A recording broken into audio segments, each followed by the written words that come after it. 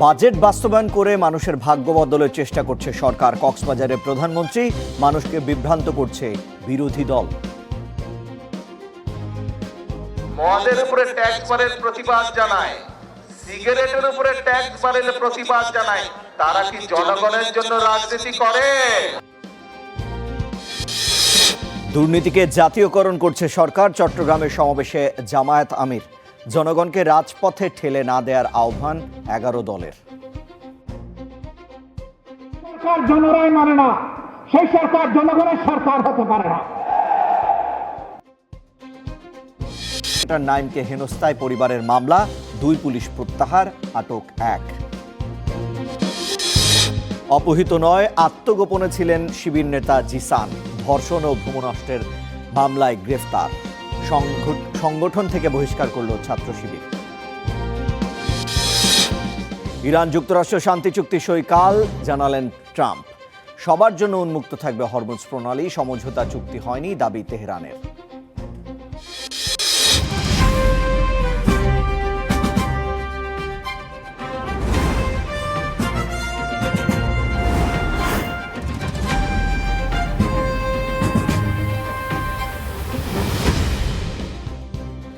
স্বাগত দেশে প্রবাসের সঙ্গে রিশান মাহমুদ। দেখছিলেন শিরোনামগুলো, এবারে বিস্তারিত। দর্শক, আর মাত্র 3 ঘন্টা 50 মিনিট পর মরক্কোর বিপক্ষে ম্যাচ দিয়ে এক্সামিনেশন শুরু করতে যাচ্ছে ব্রাজিল। ভোর 4টায় শুরু হবে এই ম্যাচ, কিন্তু ইতিমধ্যেই ঢাকা বিশ্ববিদ্যালয়ের টিএসসিতে জড়ো হয়েছেন ফুটবল ফ্যানরা। সেখানে রয়েছেন সহকর্মী শাহনুর ইসলাম। আমরা সরাসরি যুক্ত হয়ে তার কাছ থেকে তথ্য জানবো। শাহনুর, কেমন উৎসাহ উদ্দীপনা দেখছেন? ব্রাজিল ভক্তরা কি বলছেন?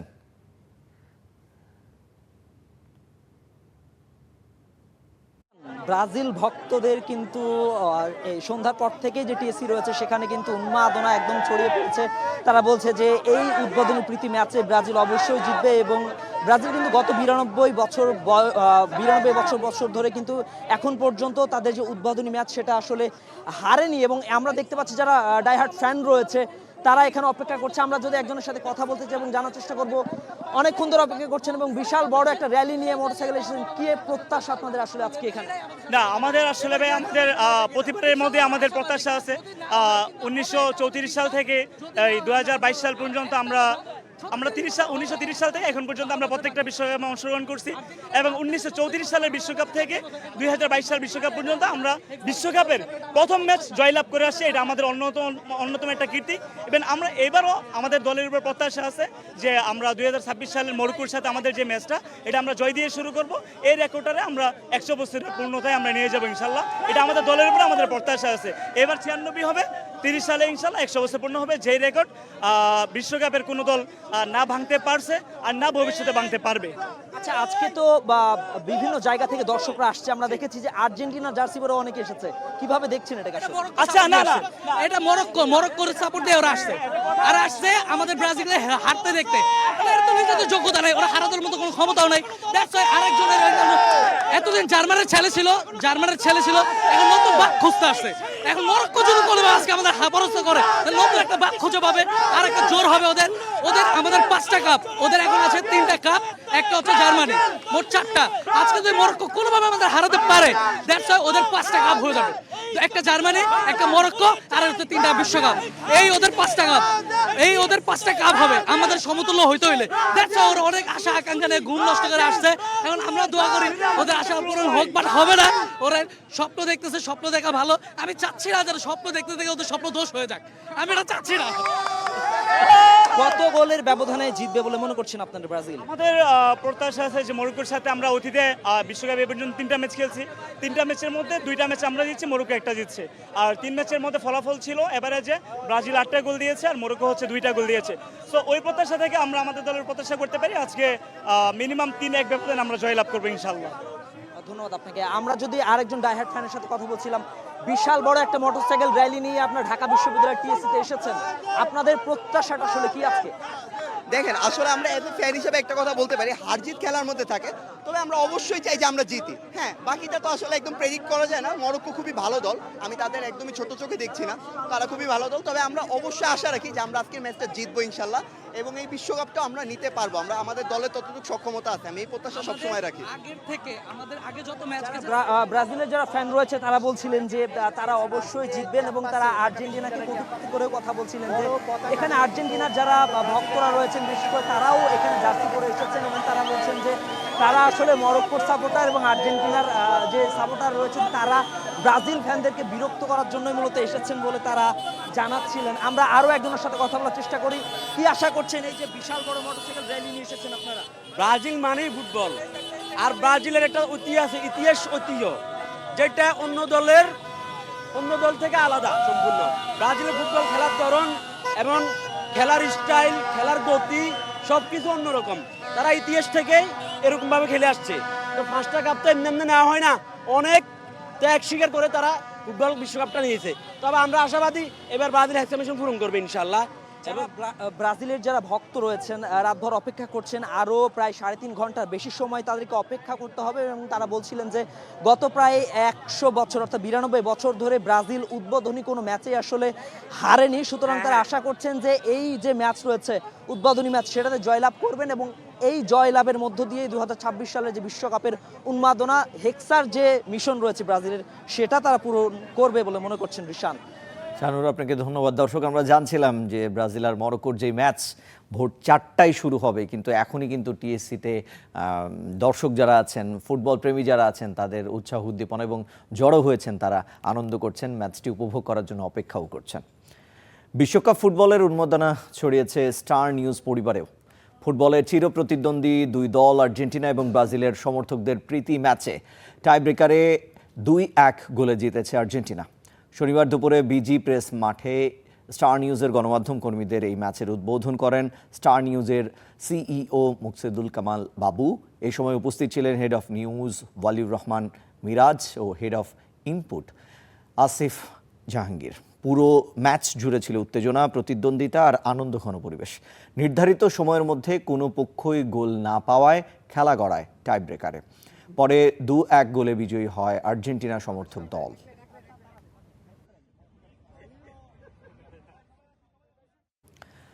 বাজেট বাস্তবায়ন করে মানুষের ভাগ্য বদলের চেষ্টা করছে সরকার।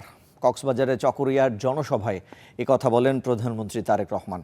বাজেট নিয়ে বিরোধী দল মানুষকে বিভ্রান্ত করছে বলেও অভিযোগ করেন তিনি। জনগণের শাসনের পথকে যারা বাধাগ্রস্ত করতে চায় তাদের সম্পর্কে সতর্ক থাকার আহ্বান জানান সরকার প্রধান। রাত তখন 7:30। চকরিয়ার মাঠ জুড়ে অপেক্ষার প্রহর শেষে হাজারো চোখে আনন্দের ঝিলিক। 2 দশকেরও বেশি সময়ের প্রতীক্ষার অবসান ঘটিয়ে তাদের সামনে হাজির প্রধানমন্ত্রী তারেক রহমান। জনসভায় প্রধানমন্ত্রী ঘোষণা দেন কক্সবাজার চট্টগ্রাম মহাসড়কের উন্নয়ন সহ এ অঞ্চলের বহু প্রতীক্ষিত কয়েকটি অবকাঠামো প্রকল্পের। আনোয়ারা, পটিয়া, বাঁশখালী, চকরে যে রাস্তাটা, এটিকে আমরা ইনশাআল্লাহ বড় করব। কিন্তু আমার কাছে মনে হয়েছে এই যে সামনে যে সোজা রাস্তা, এই রাস্তাটি এটি অত্যন্ত গুরুত্বপূর্ণ। এই রাস্তাটিও আগামী দিনে এই অঞ্চলের অর্থনৈতিক উন্নয়নের জন্য এই রাস্তাটি অন্তত পক্ষে 4 থেকে 6 লেন হওয়া উচিত। দেশের উন্নয়ন ও সমৃদ্ধির অভিযাত্রা যাতে কোনো অপশক্তি ব্যাহত করতে না পারে সেজন্য জনগণকে সজাগ থাকার আহ্বান জানান তিনি। ভাই বোনেরা, এখন গণতন্ত্রের যাত্রা শুরু হয়েছে, জনগণের শাসন এখন শুরু হয়েছে দেশের মধ্যে। প্রিয় ভাই বোনেরা, আজকে আমাদেরকে সতর্ক থাকতে হবে যে জনগণের শাসনের এই চলার পথকে যাতে কেউ বাধাগ্রস্ত করতে না পারে। এর আগে পেকুয়ায় জুলাই আন্দোলনের শহীদ ওয়াসিমের কবর জিয়ারত করেন প্রধানমন্ত্রী। পরে তিনি উদ্বোধন করেন এলাকার বেশ কয়েকটি উন্নয়ন প্রকল্প। প্রধানমন্ত্রীর এই সফর কেবল রাজনৈতিক কর্মসূচি নয়, বরং উন্নয়ন, স্মৃতি আর নতুন প্রত্যাশার এক বার্তা হয়ে পৌঁছে গেল কক্সবাজারের মানুষের হৃদয়ে। Zakaria Ahmed, Star news, Cox's Bazar. এর আগে শনিবার দুপুরে কক্সবাজারের এক পথসভায় প্রধানমন্ত্রী বলেন, জনমুখী বাজেট দেবার পরও এর বিরোধিতা করছে বিরোধী দল। একে দেশ অস্থিতিশীল করার চেষ্টা হিসেবেও অভিহিত করেন তিনি। বলেন, ভোটের দাগ শুকানোর আগেই প্রতিশ্রুতি বাস্তবায়ন করছে সরকার।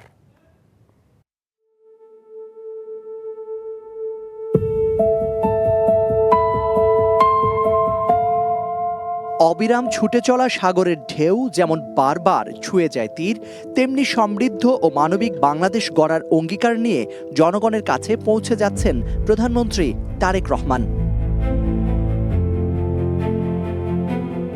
তার এবারের গন্তব্য বিশ্বের দীর্ঘতম সমুদ্র সৈকতের শহর কক্সবাজার, যেখানে নীল জলরাশির মতোই বিস্তৃত মানুষের প্রত্যাশা আর দিগন্তের মতোই দীর্ঘ তাদের স্বপ্ন। 2 দশক পর প্রধানমন্ত্রীর সফরকে ঘিরে যেন নতুন করে জেগেছে সাগর পাড়ের এই জনপদ। যে প্রতিশ্রুতির কথা একসময় ছিল জনসভার মঞ্চে, তার অনেকগুলোই আজ বাস্তবতার দৃশ্যমান অধ্যায়। এরই ধারাবাহিকতায় কক্সবাজারের বুকে ইতিহাসের সাক্ষী হয়ে থাকা শহীদ রাষ্ট্রপতি জিয়াউর রহমানের খনন করা পাতলি খাল পুনঃখনন কার্যক্রমের উদ্বোধন করেন প্রধানমন্ত্রী। দেশের জনগণকে সমৃদ্ধি ও স্বস্তি দেয়াই যে সরকারের লক্ষ্য তা প্রস্তাবিত বাজেটে প্রমাণ হয়েছে বললেন তারেক রহমান। প্রতিবার বাজেটের সময় নিত্য প্রয়োজনীয় জিনিসের মূল্য পরের দিনই বৃদ্ধি পায়।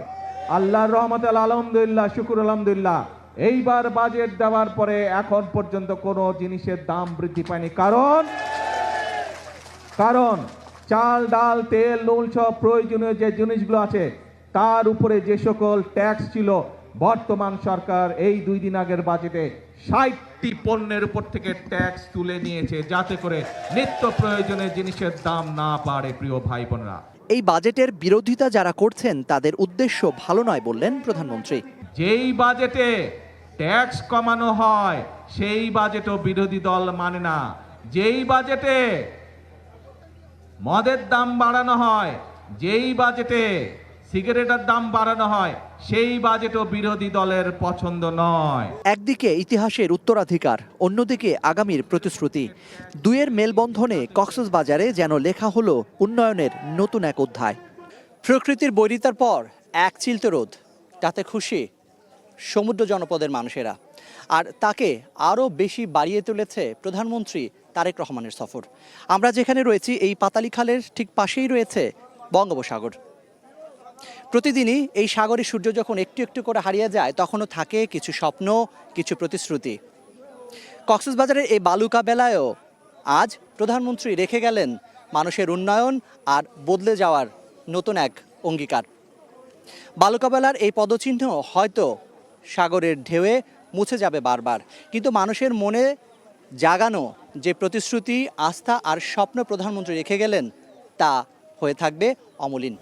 পরে ডুলাহাজরা সাফারি পার্কে গাছের চারা রোপণের মধ্য দিয়ে পরিবেশ বান্ধব বাংলাদেশ গড়ার আরেক অধ্যায় শুরু করেন প্রধানমন্ত্রী। উন্নয়নের মানচিত্রে শুধু ইট পাথর নয়, একটি সমৃদ্ধ জাতি গড়তে প্রকৃতির সবুজকেও ফিরিয়ে আনার তাগিদ দেন প্রধানমন্ত্রী।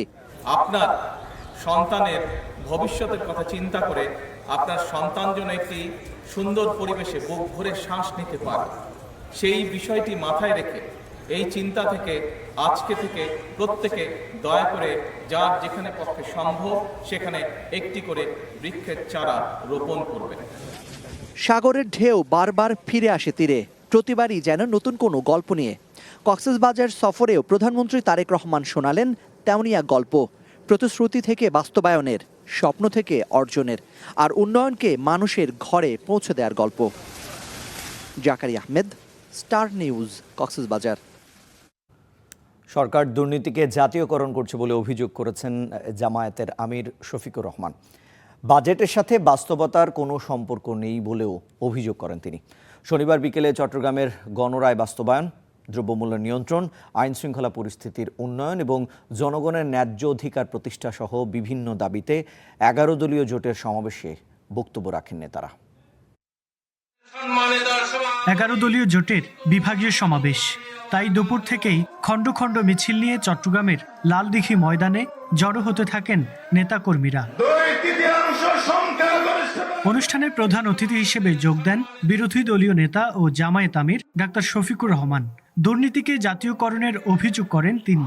দুর্নীতি এবং চাঁদাবাজির বিরুদ্ধে কথা বললে কারো যদি মন খারাপ হয়, আমাদের করার কিছুই নাই, বলে যাচ্ছি, বলেই যাব, এবং শুধু বলার মধ্যেই আমরা ক্ষান্ত হব না, আমরা জনগণকে সাথে নিয়ে গণপ্রতিরোধ গড়ে তুলব ইনশাআল্লাহ। সমাবেশে গণভোটের রায় বাস্তবায়নের দাবি জানান 11 দলের নেতারা। সেই সাথে দ্রব্যমূল্য ও আইনশৃঙ্খলা পরিস্থিতির নিয়ন্ত্রণের দাবি তুলে ধরেন তারা।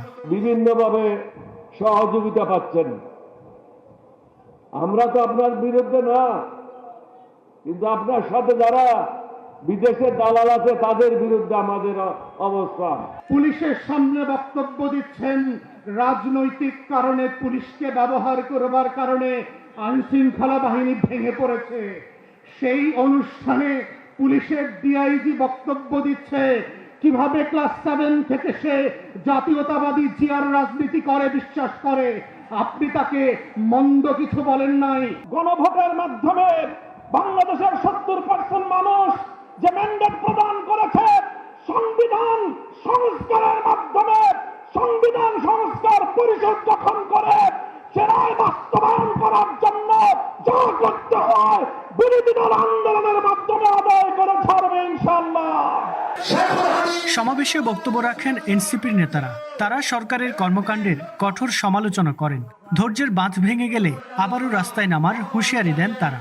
আমরা চেয়েছিলাম আপনার বাজেটের প্রশংসা করতে, কিন্তু আপনি দুর্নীতির রাস্তা বন্ধ করেন নাই, লুটপাটের রাস্তা বন্ধ করেন নাই, ব্যাংক দখল বন্ধ করেন নাই। ফলে আমরা জানি না এই বাজেটের কত টাকা জনগণের উন্নয়নে ব্যয় হবে, কত টাকা আপনার দলের নেতা কর্মীর পকেটে যাবে। বাজেটে জনগণের অর্থনীতির উন্নয়ন ঘটবে না বলেও দাবি করেন নেতারা। রুকনউদ্দিন, স্টার নিউজ, চট্টগ্রাম। বৈশ্বিক বিনিয়োগের জন্য দক্ষিণ এশিয়ার প্রথম গন্তব্য হতে চায় বাংলাদেশ। এজন্য প্রতিযোগিতামূলক, নিরপেক্ষ এবং স্থিতিশীল পরিবেশ তৈরিতে সরকার প্রতিশ্রুতিবদ্ধ বলে জানিয়েছেন পররাষ্ট্রমন্ত্রী। একই অনুষ্ঠানে স্থানীয় সরকার মন্ত্রী বলেছেন, অর্থনৈতিক সাম্য, ন্যায্যতা নিশ্চিতই সরকারের লক্ষ্য। রাজধানীতে অর্থনৈতিক কূটনীতি সম্মেলনে এসব কথা জানান তারা। বাণিজ্য, প্রবৃদ্ধি ও বৈশ্বিক অর্থনৈতিক কূটনীতির নতুন রোডম্যাপ খুঁজতে শীর্ষ নীতি নির্ধারক, ব্যবসায়ী, কূটনৈতিক মিশন সহ বিভিন্ন আন্তর্জাতিক সংস্থা ও প্রতিষ্ঠানের কর্মকর্তাদের অংশগ্রহণে অনুষ্ঠিত হল অর্থনীতি কূটনীতি সম্মেলন। শনিবার রাজধানীর সোনারগাঁও হোটেলে এই সম্মেলনের উদ্বোধন করেন পররাষ্ট্রমন্ত্রী খলিলুর রহমান। মন্ত্রী বলেন, অর্থনৈতিক সক্ষমতা বাড়াতে সরকার সংস্কার ও উন্নয়নের লক্ষ্য নিয়ে কাজ করছে। We need to convert his vision into concrete actions as it comes to our work on economic and trade diplomacy. Distinguished guests, to begin with, we fully recognize that economic resilience needs to be built on firm grounds. Therefore, our immediate priority is to restore full confidence and trust. We want to assure our citizens, our local business community, and our international partners that Bangladesh is stable, predictable, and open for business. স্থানীয় সরকার মন্ত্রী মির্জা ফখরুল ইসলাম আলমগীর বলেন, দেশকে নিরাপদ ও স্থিতিশীল রাখার লক্ষ্য নিয়ে কাজ করছে সরকার। Small farmholds and small businesses are not left behind but are developed and elevated to the true engines of growth and resilience. We must remember that we have inherited a Bangladesh which has been devastated by the fascist regime in the past. অর্থমন্ত্রী বলেন, বৈশ্বিক অর্থনৈতিক কাঠামোর পরিবর্তনের সঙ্গে সঙ্গে অর্থায়নের ধরনও বদলেছে। বিশেষ করে বহুপাক্ষিক সংস্থাগুলোর ঋণের খরচ বেড়েছে। Our tax GDP is at a very low end. Hence the public finance architecture needs to have a relook, a fresh look. অর্থমন্ত্রী আরো বলেন, কর জিডিপি অনুপাত এখনো অনেক নিম্ন পর্যায়ে রয়েছে। ফলে সরকারি অর্থায়ন কাঠামোকে নতুনভাবে মূল্যায়ন ও পুনর্বিবেচনা করা প্রয়োজন বলেও মত তার। Zisan Ahmed, Star News, Dhaka. রাউজানে আবারও প্রকাশ্য দিবালোকে হত্যাকাণ্ড। আত্মীয়ের বিয়েতে যাওয়ার পথে দুর্বৃত্তদের গুলিতে নিহত হয়েছেন উপজেলা যুবদলের সিনিয়র যুগ্ম আহ্বায়ক মাসুদুল হক চৌধুরী। এ সময় এই ঘটনায় এলাকায় এখন কিন্তু চরম উত্তেজনা বিরাজ করছে। হত্যাকারীদের গ্রেফতারের দাবিতে সড়ক অবরোধ এবং বিক্ষোভ করেছেন স্থানীয়রা। বিস্তারিত মামুনুর রশিদ অভির রিপোর্টে। আরটিএর বিয়েতে যোগ দিতে সকালে রাঙ্গুনিয়ার বাড়ি থেকে বের হয়েছিলেন রাঙ্গুনিয়া উপজেলা যুবদলের সিনিয়র যুগ্ম আহ্বায়ক মাসুদুল হক চৌধুরী। পথে রাউজানের পাহাড়তলির একটি ফার্মেসিতে ঔষধ কিনতে গেলে দুর্বৃত্তরা মুহুমুহু গুলি চালায় তার উপর। তাতে ঘটনাস্থলেই মৃত্যু হয় তার। আকস্মিক এমন ঘটনার পর স্বজনরা ছুটে আসেন চট্টগ্রাম মেডিকেল হাসপাতালে। প্রকাশ্য দিবালোকে এভাবে গুলি করে মেরে ফেলার নৃশংসতায় স্তব্ধ পুরো পরিবার। এটা ইনভেস্টিগেশনের পরে যেটা সঠিক তথ্য আসবে ওরাই প্রশাসনই করবে। এটা কেন ঘটলো, কিভাবে ঘটলো, এগুলো তো আমরা বুঝতে পারতেছি। 24-এর 5 আগস্ট পট পরিবর্তনের পর যেন এক রক্তাক্ত জনপদে পরিণত হয়েছে রাউজান। গেল প্রায় 2 বছরে যেখানে 24টি হত্যাকাণ্ডের ঘটনা ঘটে, যার 16টি রাজনৈতিক হত্যাকাণ্ড। একের পর এক টার্গেট কিলিংয়ে এখন চরম নিরাপত্তাহীনতা আর আতঙ্কে দিন কাটছে স্থানীয়দের। যখন এই ঘটনাটা সবাই শুনছে, হিন্দু মুসলিম সবাই রাস্তার মধ্যে নেমে গেছে, সবাই কান্নাকাটি করতেছে। আমরা রাঙ্গুনিয়াবাসী রোজনের উপর দিয়ে চলাফেরা করতেছে, আমাদের ভয় লাগতেছে।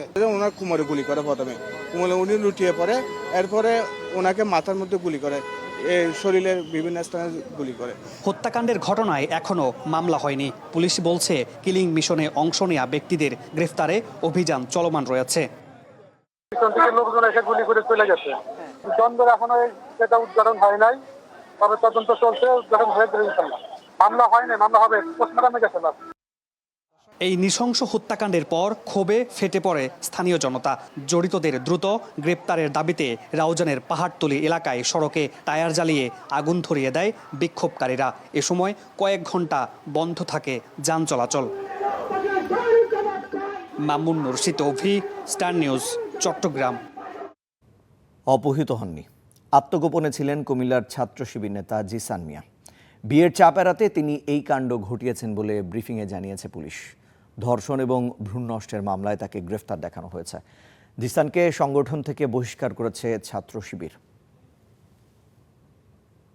ছাত্র শিবির নেতা জিসান মিয়া গেল 11 জুন রাতে তিনি নিখোঁজ হয়েছেন জানিয়ে কুমিল্লার দাউদকান্দি থানায় জিডি করেন তার চাচাতো ভাই। পরদিন রাতে লাকসাম রেলওয়ে জংশন এলাকা থেকে জিসানকে অচেতন অবস্থায় উদ্ধার করা হয় বলে দাবি করে তার পরিবার। ভর্তি করা হয় হাসপাতালে। এই ঘটনায় তদন্তে নামে পুলিশ। দুপুরে করা হয় ব্রিফিং। বেরিয়ে আসে চাঞ্চল্যকর তথ্য। পুলিশের দাবি, বিয়ে এড়াতে আত্মগোপনে যান শিবির নেতা। ধর্ষণ ও ভ্রূণ নষ্টের মামলায় জিসান সহ 4 জনকে আসামি করে মামলা করা হয়েছে। এখন পর্যন্ত 3 জনকে গ্রেপ্তার করা হয়েছে। গত 20/5/2026 তারিখে দাউদকান্দি থানাধীন জিসান, যিনি নিখোঁজ ছিলেন, তার ভাড়ার বাসায় ভিকটিম মেয়েটিকে জিসান মিয়া ধর্ষণ করে। এক পর্যায়ে মেয়েটি অন্তঃসত্ত্বা বা প্রেগনেন্ট হয়ে যায় কনসেপ্ট করে। এরপরে জিসান মিয়া প্রধান মেয়েটিকে জোরপূর্বক বাচ্চা নষ্ট করার জন্য চাপ প্রয়োগ করতে থাকে। ইসলামী ছাত্র শিবিরের কেন্দ্রীয় সহকারী আন্তর্জাতিক বিষয় সম্পাদক জিসান মিয়া। একই সাথে কুমিল্লা জেলা পশ্চিমের সাবেক সভাপতি তিনি। জিসানকে বহিষ্কার করেছে ছাত্র শিবির। তার সাথে কথা বলার সুযোগ না হওয়ায় আমরা আসলে ছাত্র শিবিরের পক্ষ থেকে স্পষ্ট আমাদের স্ট্যান্ডটা আমরা জানাতে পারছি না। তবে আমাদের বক্তব্য হচ্ছে এটা, যদি কেউ অন্যায়ের সাথে জড়িত থাকে, ছাত্র শিবির তার যে জায়গা আছে, তার যে স্বাস্থ্যমূলক ব্যবস্থা আছে, অবশ্যই সেটা ব্যবস্থা গ্রহণ করবে। হাসপাতাল থেকে ছাড়পত্র পেলেই জিসানকে গ্রেপ্তার দেখিয়ে কারাগারে পাঠানো হবে বলে জানিয়েছে police. Desk report, star news. ছাত্র শিবিরের গুম ও অপহরণের নাটক সাজানো এবং ধর্ষণ সহ বিভিন্ন অপরাধ সংগঠনের প্রতিবাদে বিক্ষোভ কর্মসূচি পালন করেছে ছাত্রদল। শনিবার রাতে কেন্দ্রীয় শহীদ মিনার থেকে শাহবাগ মোড় পর্যন্ত বিক্ষোভ মিছিল অনুষ্ঠিত হয়। রাত 9টায় শুরু হয় এই মিছিলে ছাত্রদলের নেতাকর্মীরা ছাত্র শিবিরের বিরুদ্ধে বিভিন্ন স্লোগান দেয়। কুমিল্লার দাউদকান্দিতে তরুণীকে বিয়ের প্রলোভনে ধর্ষণের অভিযোগে গ্রেফতার শিবির নেতা জিসান মিয়া প্রধান। রাতে জিসানের বিচার ও শিবিরের বিভিন্ন অপরাধের প্রতিবাদে এই বিক্ষোভ মিছিলটি কেন্দ্রীয় শহীদ মিনার থেকে শুরু হয়ে শাহবাগ জাতীয় জাদুঘরের সামনে এসে শেষ হয়। এ সময় উপস্থিত ছিলেন ছাত্রদলের সাবেক ও বর্তমান কমিটির শীর্ষ নেতারা। বক্তারা অভিযোগ করেন, রাজনৈতিক ফায়দা নিতে এক এক সময় এক এক এজেন্ডা ঠিক করে জামায়াত। শিবির যে ভণ্ডামি করেছে, সেটি উৎপত্তি কোথা থেকে? শিবিরের যে আদর্শিক নেতা আবুল আলা মওদুদী, সেই মওদুদির ইতিহাস থেকে আপনারা শুরু করবেন। আজকে পর্যন্ত জামাতের যতটুকু ইতিহাস, পুরা ইতিহাস ভণ্ডামির ইতিহাস।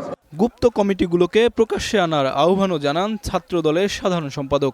যদি সে এরকম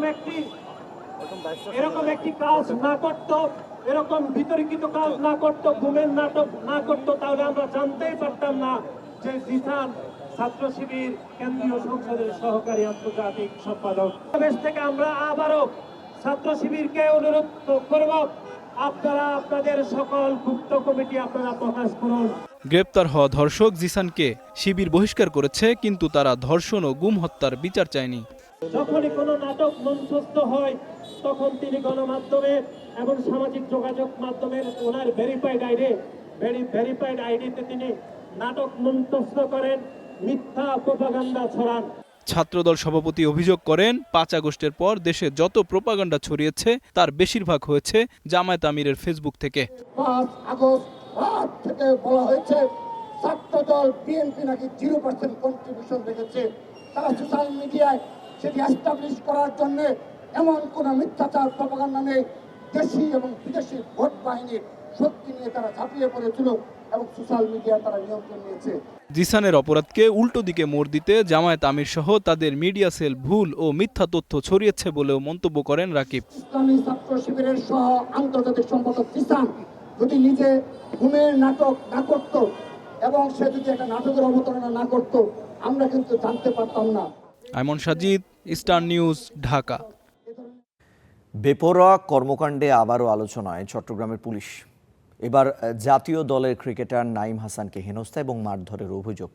এই ঘটনায় ৩ জনকে অভিযুক্ত করে মামলা করেছে তার পরিবার। তীব্র নিন্দা জানিয়ে দোষীদের শাস্তি দাবি করেছে কোয়াব সহ ক্রিকেট প্রেমীরা।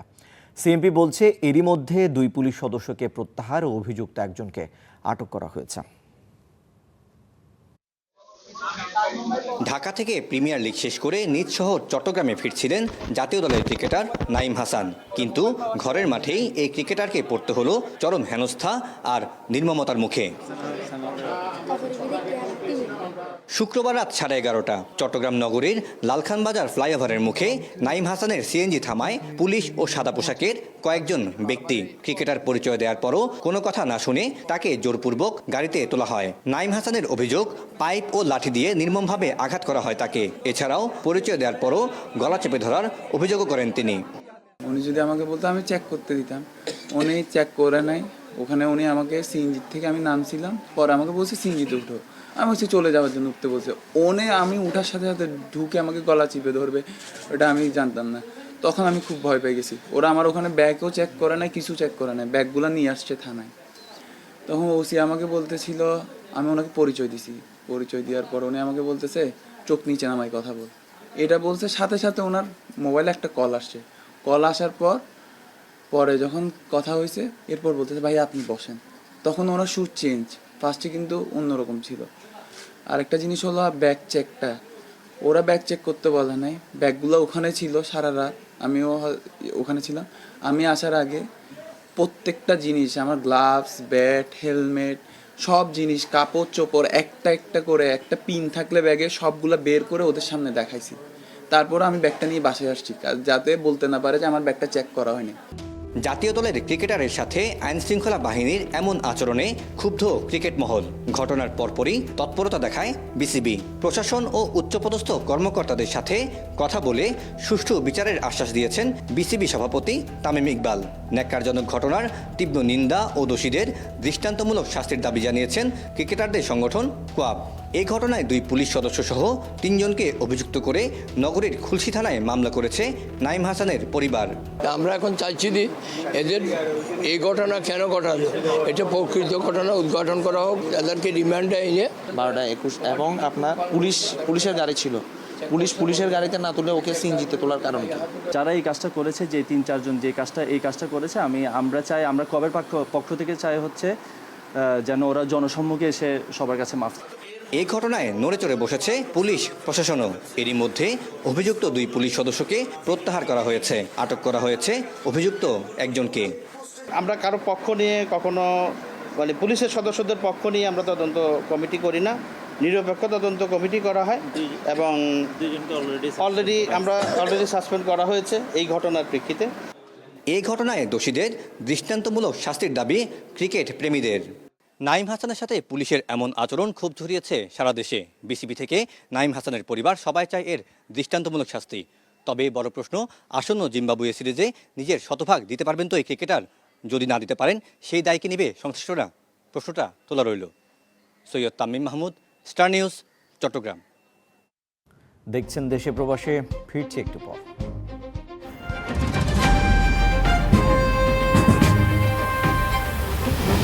দেখছেন দেশে প্রবাসে। আদ্দিন হাসপাতালের লাইসেন্স বাতিলের সিদ্ধান্তের পর সবচেয়ে বেশি বিপাকে চিকিৎসাধীন রোগী ও স্বজনরা।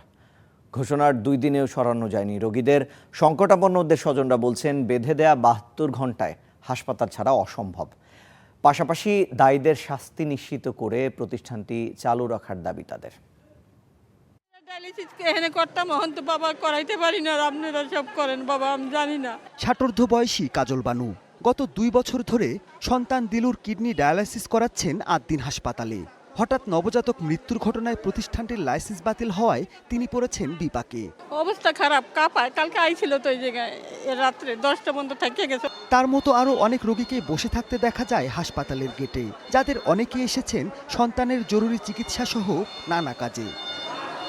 রোগী ও রোগীর স্বজনরা বলছেন হাসপাতাল চালু রেখেই দায়ীদের শাস্তি ও হাসপাতালের প্রয়োজনীয় সংস্কার কার্যক্রম চালানো যেত। এটা যে ডিপার্টমেন্ট আছে, আপনার সেই ডিপার্টমেন্ট মানুষ যার কারণে আছে তারা শাস্তি দেন, তাই বলে আমাদের শাস্তি দিয়েন না। জরিমানা ব্যবস্থা আছে, বিভিন্ন সমস্যা ওটা ফাউন্ড আউট করে ওটা করবে, কিন্তু একদম লাইসেন্স বাতিল, তাহলে আমরা হয়রানি হচ্ছি না। এখন যদি আমি এসে এখানে ওটি করতে না পারতাম, আমি কোথায় যেতাম এই মুহূর্তে? ফরিদপুর থেকে আসছে, আজকে 14 দিন হয়ে যায়নি। মোটামুটি আমার 22-13 দিনই ছিল, তারপরে মনে হয় লাইফ সাপোর্ট এসেছে।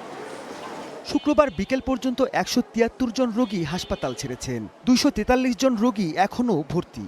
তাদের মধ্যে এনআইসিইউতে 50টি নবজাতক, আইসিইউতে 13 জন এবং সিসিইউতে 6 জন রোগী ভর্তি রয়েছেন। রোববারের মধ্যে আপিল করার কথা জানিয়েছে হাসপাতাল কর্তৃপক্ষ। তবে এ নিয়ে গণমাধ্যমে কথা বলতে রাজি হয়নি তারা। ওই বিষয়ে আমি জানি না। গত 27 মে শিশু মৃত্যুর ঘটনায় আদ্দিন হাসপাতালের লাইসেন্স বাতিল করে সরকার। তবে আগামী 30 দিনের মধ্যে এই সিদ্ধান্তের বিরুদ্ধে আপিলের সুযোগ রয়েছে। Mahmudul Hasan, star News, Dhaka. কোটি কোটি টাকার অফার দিয়েছিল আদ্দিন হাসপাতাল কর্তৃপক্ষ, এমন মন্তব্য করেছেন স্বাস্থ্যমন্ত্রী। বলেছেন এই হাসপাতালের লাইসেন্স বাতিল অন্য সবার জন্য শিক্ষার দৃষ্টান্ত হয়ে থাকবে। শনিবার বিকেলে নরসিংদীতে দরিদ্র ও অসহায় মানুষের মাঝে আর্থিক অনুদান প্রদান অনুষ্ঠানে এসব কথা বলেন স্বাস্থ্যমন্ত্রী।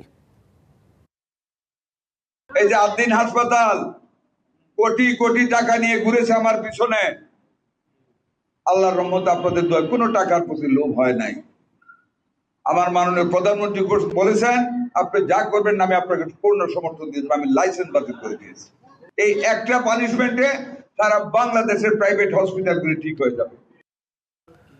উচ্চশিক্ষা অর্জনে দেশের বাইরে গেলেও দেশে ফিরে প্রযুক্তি খাতে নিয়োজিত হতে তরুণদের প্রতি আহ্বান জানিয়েছেন তথ্য প্রযুক্তি মন্ত্রী ফকির মাহবুব আনাম। শনিবার বিকেলে জাতীয় বিজ্ঞান প্রযুক্তি কমপ্লেক্সে আয়োজিত জাতীয় হাই স্কুল প্রোগ্রামিং প্রতিযোগিতা এবং সাইবার সিকিউরিটি অলিম্পিয়াডের সমাপনী অনুষ্ঠানে তিনি এসব কথা বলেন। তথ্য প্রযুক্তি মন্ত্রী এ সময় আরও বলেন, রূপপুর পারমাণবিক বিদ্যুৎ কেন্দ্রে রাশিয়ার অনেক নাগরিক কাজ করছে। এসব ক্ষেত্রে বাংলাদেশি শিক্ষিত তরুণদের প্রতিনিধিত্ব বাড়ানো জরুরি। বিশ্ব কৃত্রিম বুদ্ধিমত্তার যুগে প্রবেশ করেছে, তাই প্রযুক্তি খাতে দক্ষ করে নিজেকে গড়ে তোলার বিকল্প নেই। ভালো শিক্ষার্থীদের পাশে আছে সরকার, তাই বাজেটে স্টার্টআপের জন্য বিশেষ বরাদ্দ দেওয়া হয়েছে।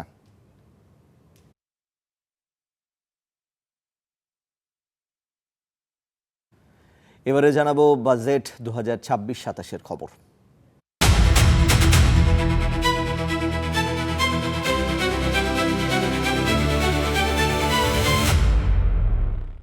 দ্রব্যমূল্য সহনীয় রাখতে নিত্যপণ্যের ওপর বাজেটে কর কমানোর ঘোষণা আসলেও এর কোনো প্রভাব পড়েনি বাজারে। অধিকাংশ পণ্যই বিক্রি হচ্ছে আগের দামে। বিশেষ করে চালে কর কমলেও ঈদের আগের দামই এখনও স্থিতিশীল রয়েছে বাজারে। বিক্রেতারা বলছেন নতুন কর বাস্তবায়ন হলে তবেই কমবে পণ্যের দাম। তবে বাজার সিন্ডিকেট না ভাঙলে মিলবে না সুফল, বলছেন ক্রেতারা। বাজেট ঘোষণার পরপরই বাজারে নিত্যপণ্যের দাম বাড়ার সংস্কৃতি থাকলেও এবারের চিত্র ভিন্ন, কারণ অর্থমন্ত্রী 60টি নিত্যপণ্যের উপর ব্যবসায়ী পর্যায়ে উৎসে কর কমানোর প্রস্তাব করেছেন। তবে অন্যান্য সময় কর বাড়ানোর প্রস্তাবের সঙ্গে সঙ্গে বাজারে পণ্যের দাম বাড়লেও এবার কমানোর ঘোষণায় এখনও কোনো প্রভাব পড়েনি বাজারে। আমাদের চাহিদা অনুযায়ী কমে নাই। যে আজকে মুরগির বাজার অনেক দাম, তরকারির বাজারও দেখলাম গত 15 দিনের সাথে এখন একটু বেড়ে গেছে। এটা বাজেট পেশ হইব, কম রেটের মাল ডিলারে ঢুকবে, তারপর দোকানদার কাছে ঢুকবে, এরপরে কাস্টমারও পাইব। বাজেট কমার লগে লগে তো আর কাস্টমারও কম পাইতেছে না, দোকানদারও কম পাইতেছে না। বাজারে আসা ক্রেতারা বলছেন, আগে থেকেই উচ্চ মূল্য হয়ে থাকা পণ্যের ক্ষেত্রে কর কমিয়ে খুব একটা সুফল মিলবে না। এজন্য দরকার বাজার মনিটরিং ও অসাধু ব্যবসায়ীদের সিন্ডিকেট ভেঙে দেয়া। যেটা ধরেন ন্যাচারালি বাড়বে সেটা ঠিক আছে, বাট কিছু জিনিস আছে যে আপনার মনে হয় যে আপনার কন্ট্রোল করলেই দামগুলো আরও বেটার আপনার হাতের নাগালের ভিতরে থাকবে, ওই জিনিসটাই আর কি মনে হয় যে একটু নজরদারিতে রাখা উচিত। সরকার বাজেট ঘোষণার পর কমাইছে ভালো কথা, কিন্তু বাজেট ঘোষণা হওয়ার আগে যে অনেকগুলো দাম বাড়াইছে এরা কোন অথরিটিতে বাড়াইছে। কিন্তু মার্কেট নিয়ন্ত্রণ করবে কি? মার্কেটটা তো নিয়ন্ত্রণ করতে হবে। এখানে যে সিন্ডিকেটটা চলতেছে, সিন্ডিকেটটা দমন করতে হবে। আমাদের খাদ্য তালিকায় সবচেয়ে বেশি অংশ জুড়ে থাকে চাল। এর উৎসে কর কমানো হলেও কোরবানির ঈদের পর চালের বাজারে বাড়তি দাম এখনও অপরিবর্তিত আছে। ঈদের পরে বাজারে এক বস্তা চাউলে মনে করেন সিদ্ধ চাল বাড়ছে 150-200 টাকা, পলাশ চাল বাড়ছে আপনার এক বস্তা চাইলে 600-700 টাকা। ঈদের আগে তো চালের দাম কম ছিল, ঈদের পরে হঠাৎ করে বাইরে গেছে। যেমন এখানে কোনো সিন্ডিকেট নাই, নতুন সরকারও আইছে, ঠিক আছে। কারণ বাজারে যেটা ফাঁস করছে এটা আইতে আর একটু সময় লাগবে। এদিকে সিগারেটের উপর কর বাড়ানোর ঘোষণার পর বাজারের সরবরাহ ঘাটতির পাশাপাশি দামও বাড়িয়ে দিয়েছেন বিক্রেতারা। Imtiaz Ahmed, Star News, Dhaka.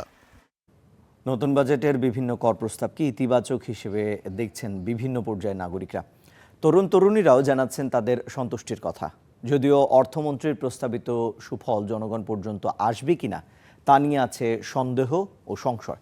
তাই তো সরকারকে বাজেট কার্যকরের ওপর নজর দেওয়ার পরামর্শ তাদের। আফরোজা লামিয়ার প্রতিবেদনে বিস্তারিত। 3 সন্তানের বাবা ও বেসরকারি চাকরিজীবী মনিরুজ্জামান সংসার খরচের পাশাপাশি এখন চিন্তার ভাঁজ ফেলেছে করচাপের শঙ্কা। আমার আয় যদি 30,000 হয়, বর্তমানে আমি মনে করি আমার ব্যয় হচ্ছে 32,000 টাকা। আমার মনে হয় এরকম ভাবে আয়কর দিবে চাকরিজীবীরা, এটা না করাই ভালো। এদিকে খুচরা ব্যবসায়ীদের মুখেও কিছুটা অসন্তুষ্টি। তাদের ক্ষেত্রে সরবরাহ পর্যায়ে প্রতি 1000 টাকার বিপরীতে 2 টাকা কর বসানোর প্রস্তাব এসেছে। আয়কর দিতে হলে আগে আমাকে ইনকাম করতে হবে, ইনকাম করার পরে সরকারকে আয়কর দিতে হবে, কিন্তু যে ইনকাম হচ্ছে সেটাকে আয়কর দেওয়ার মতো ইনকাম এখন সাধারণ মানুষের হচ্ছে না। ঋণ করে ব্যাংকের থেকে লোন নিয়ে ব্যবসা করে কোনো রকম জীবন বাঁচানোর লাগে, তো ব্যবসায়ীদের এই টাকা ইনভেস্ট করে বছর শেষে ওই টাকা ইনকাম হয় না, থাকে না, আরও ঋণই থাকে বছর শেষে। তবে স্বস্তির খবর হচ্ছে 60 ধরনের নিত্যপণ্যে উৎসে কর কমবে। যদিও সরকারের নজরদারি ছাড়া ব্যবসায়ী পর্যায়ের এই কর ছাড়ের সুবিধা মিলবে না বলে মনে করেন ভোক্তারা। কৃষক পাচ্ছে 10 টাকা কেজি বলা হয় একটা লাউয়ের দাম, আর এখানে আমি কিনছি 100 টাকা একটা লাউ। অতএব মাঝে যে মধ্যস্বত্বভোগী, এই জায়গাটাতে আমাদের নিয়ন্ত্রণ ব্যবস্থার একটা প্রয়োজন রয়েছে। যেটা কমার কথা সেটা জানে কমে, সেটা কমছে কিনা সেই মনিটরিংটা, সেই ফলো আপটা কিন্তু বাজারে প্রয়োজনীয়, সেটা প্রয়োজন। সেটা না করাতে হয়ে থাকলে আমাদের কাছে বাজেট পেশ করে খুব গাল গল্প বলে লাভ নেই। তরুণীদের জন্য আছে আরও ভালো খবর। স্টার্টআপের জন্য থাকছে 500 কোটি টাকার তহবিল। ফ্রিল্যান্সিং ও কন্টেন্ট ক্রিয়েশনে থাকছে না কর। স্নাতক পর্যায়ে নারীদের জন্য অবৈতনিক শিক্ষার প্রস্তাব। আনস্কিল মানুষদেরকে আমরা একটু স্কিল করার জন্য একটু সাহায্য দিতে পারি, কারণ সবার তো ইকোনমিক ব্যাকগ্রাউন্ড বা সোশ্যাল ব্যাকগ্রাউন্ডটা সেম থাকে না। তো সেক্ষেত্রে আমার মনে হয় আমরা আরও স্কিল জনবল তৈরি করতে পারবো এবং তাদেরকে কাজে লাগিয়ে এটা আমাদের ইকোনমিতে অনেক গুরুত্বপূর্ণ প্রভাব ফেলবে। নারীদের স্নাতক পর্যন্ত বিনামূল্যে পড়াশোনার একটা প্রস্তাব এই বাজেটে আছে। আপনার দেশের রেমিটেন্স আপনি কিভাবে বাড়াবেন বা আপনার দেশকে আপনি অর্থনৈতিকভাবে কিভাবে সচ্ছল করবেন, যে যদি বাইরের দেশের সাথে আপনি নিজের দেশকে একটা কম্পেয়ার করতে পারেন, ওই জায়গায় কিন্তু আসলে ফ্রিল্যান্সিংয়ের কোনো বিকল্প আমরা এখন দেখি না। বাজেটের নানামুখী প্রস্তাবকে ইতিবাচক তুলে ধরে বিভিন্ন শ্রেণী পেশার মানুষ বলছেন তাদের নজর জীবনযাপন ব্যয় কমা, কাজের সুযোগ ও আয় বৃদ্ধির দিকে। Afroza Lamia, star News, Dhaka. দেখছেন দেশে প্রবাসে, ফিরছে একটু পর।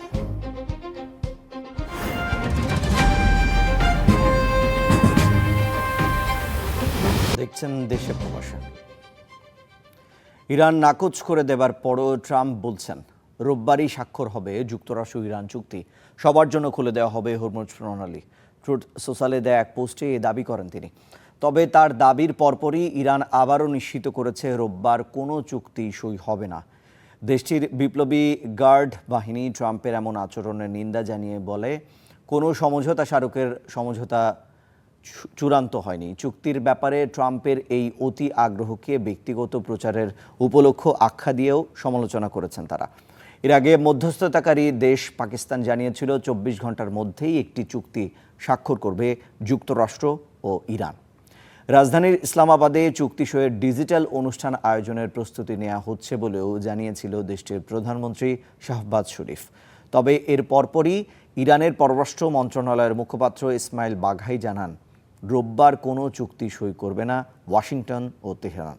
তবে আগামী কয়েকদিনের মধ্যেই চুক্তি সইয়ের সম্ভাবনা উড়িয়েও দেওয়া যাচ্ছে না বলেও জানিয়েছিলেন তিনি।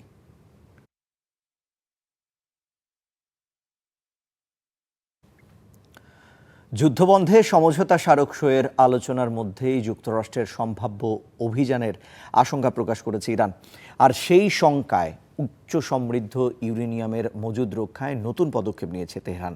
সিএনএনের দাবি, তেহরান পরমাণু স্থাপনায় প্রবেশের পথ বন্ধ করে দিয়েছে, গোপন সুড়ঙ্গ ধসিয়ে ফেলেছে এবং প্রবেশ পথে মাইন ও বুবি ট্র্যাপ স্থাপন করেছে। মধ্যপ্রাচ্যে চলমান যুদ্ধ বন্ধে যুক্তরাষ্ট্র ও ইরানের মধ্যে রোববার একটি সম্ভাব্য সমঝোতা স্মারক সই হতে পারে। সুইজারল্যান্ডের জেনেভা হতে পারে ঐতিহাসিক এই চুক্তি সইয়ের সম্ভাব্য ভেন্যু। তবে বিশ্লেষকদের মতে ইরান ও যুক্তরাষ্ট্রের মধ্যে যুদ্ধ অবসানের লক্ষ্যে সম্ভাব্য যে কোনো সমঝোতা বা চুক্তিতে সমৃদ্ধ ইউরেনিয়ামের মজুদের ভবিষ্যৎ এখন অন্যতম গুরুত্বপূর্ণ ইস্যু হয়ে উঠেছে। স্বস্তির উল্টো পাশে যেমন সংখ্যা থাকে, তেমনই শান্তি আলোচনার মাঝেই নিজ মাটিতে মার্কিন অভিযানের শঙ্কা প্রকাশ করেছে তেহরান। আর সেই কারণেই উচ্চমাত্রায় সমৃদ্ধ ইউরেনিয়ামের মজুদ সুরক্ষিত করতে ইস্পাহান পরমাণু কেন্দ্রের ভূগর্ভস্থ সুড়ঙ্গগুলো ইচ্ছাকৃতভাবে ধ্বংস করেছে ইরান, এমন দাবি করেছে মার্কিন সংবাদ মাধ্যম সিএনএন। প্রতিবেদনে বলা হয়, সাম্প্রতিক সপ্তাহগুলোতে ইরান সুড়ঙ্গগুলোর প্রবেশপথ ধ্বংস করার পাশাপাশি সেখানে মাইনও পুঁতে রেখেছে। এর ফলে ভবিষ্যতে ওই এলাকায় প্রবেশ করে ইউরেনিয়ামের মজুদ উদ্ধার বা যাচাই করা আগের তুলনায় অনেক বেশি কঠিন, ঝুঁকিপূর্ণ ও সময় সাপেক্ষ হয়ে পড়েছে। বিশ্লেষকদের মতে যুদ্ধের শুরুর দিকেই ইরানের পরমাণু মজুদ জব্দের ইঙ্গিত দিয়েছিলেন ট্রাম্প, আর সে কারণেই ইউরেনিয়ামের সুরক্ষায় তৎপর হয়েছে তেহরান। সিএনএনের তথ্য অনুযায়ী চলতি বছরের মে মাসের মাঝামাঝি সময় ইরানের পারমাণবিক উপাদান জব্দের লক্ষ্যে বিশেষ সামরিক অভিযানের প্রস্তুতি নিয়েছিল মার্কিন বাহিনী। তবে সম্ভাব্য ঝুঁকি অত্যন্ত বেশি হওয়ায় শেষ পর্যন্ত সেই পরিকল্পনা বাতিল করা হয়। President Donald Trump was briefed in recent days. বিশ্লেষকদের মতে ভবিষ্যতে তেহরান দাবি করতে পারে যে ধ্বংসপ্রাপ্ত সুড়ঙ্গের ভিতরে থাকা কিছু পারমাণবিক উপাদান তাদের পক্ষেও আর উদ্ধার করা সম্ভব নয় এবং তা যাচাই করা আন্তর্জাতিক সম্প্রদায়ের জন্য কঠিন হয়ে পড়তে পারে। ইস্পাহানের ভূগর্ভস্থ সুড়ঙ্গ ধ্বংসের অভিযোগ সত্য হলে তা শুধু সামরিক নয়, কূটনৈতিক ও পারমাণবিক নজরদারির ক্ষেত্রেও বড় চ্যালেঞ্জ তৈরি করবে। Ishtiaq Hossain, star news. দর্শক, এই ছিল দেশে প্রবাসে। এতক্ষণ সাথে থাকার জন্য সবাইকে ধন্যবাদ।